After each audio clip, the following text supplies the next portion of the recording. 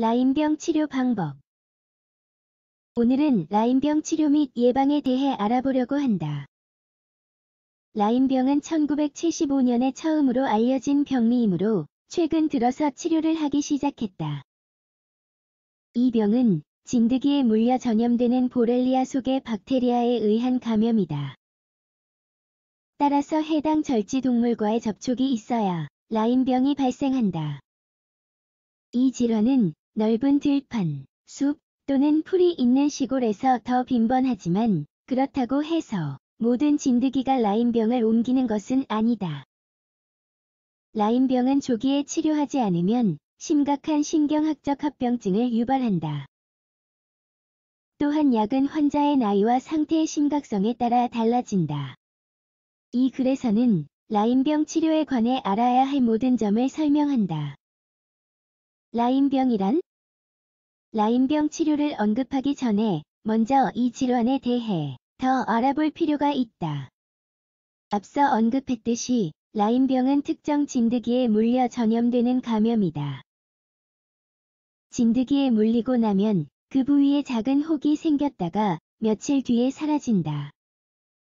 시간이 지나고 나면 피부에 발진이 생겨 서서히 퍼지게 된다. 이러한 발진은 가렵거나 아프지 않지만 위치가 바뀐다. 의사는 이를 이동 홍반이라고 한다. 또한 많은 사람이 전반적인 쇠약감, 발열, 두통을 경험한다. 문제는 이러한 증상이 사라지고 몇 년 후에 합병증이 발생한다는 것이다. 예를 들면 환자가 특히 무릎을 포함한 관절 부위에 통증을 경험하는 것이 일반적이다.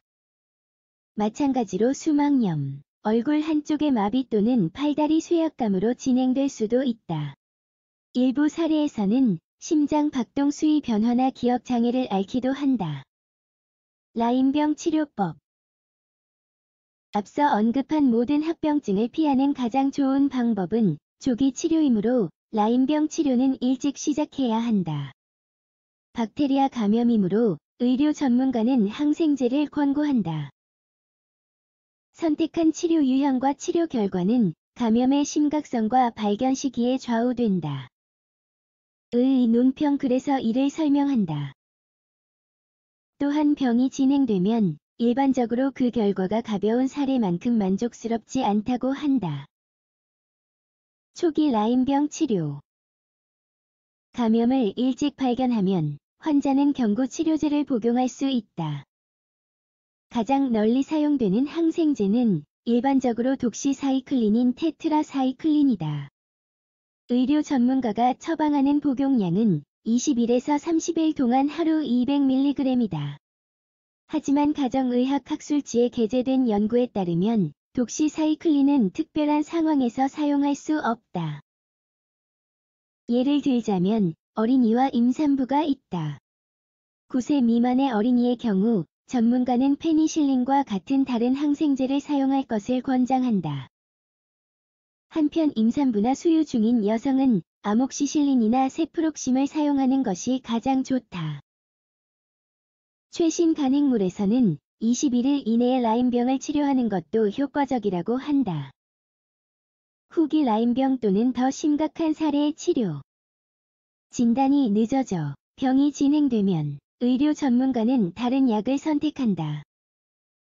이러한 사례에서 가장 흔히 사용되는 약은 독시사이클린이다.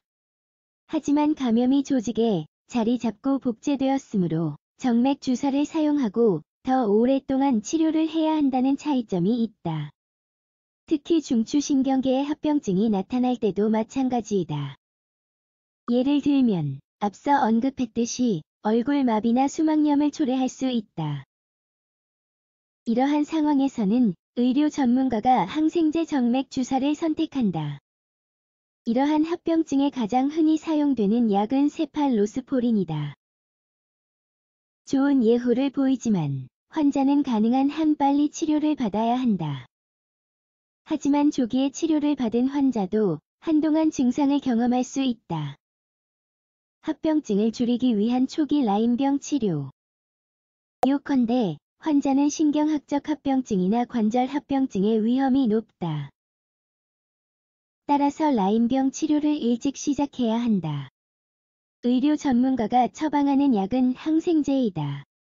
감염을 일찍 발견하고 징후가 심하지 않으면 일반적으로 경구 복용 독시사이클린을 처방한다. 하지만 어린이와 임산부의 경우 아목시실린과 같은 페니실린을 선택하는 것이 가장 좋다. 라임병의 후기 단계에서는 약을 정맥 주사로 주입해야 한다. 가장 중요한 것은 예방이다. 진드기가 있는 환경을 피하고 집에 있는 진드기를 제거하고 여름철 소풍 장소나 캠핑 장소에서 예방 조치를 따라야 한다. 간단한 조치로 감염 위험을 줄일 수 있다.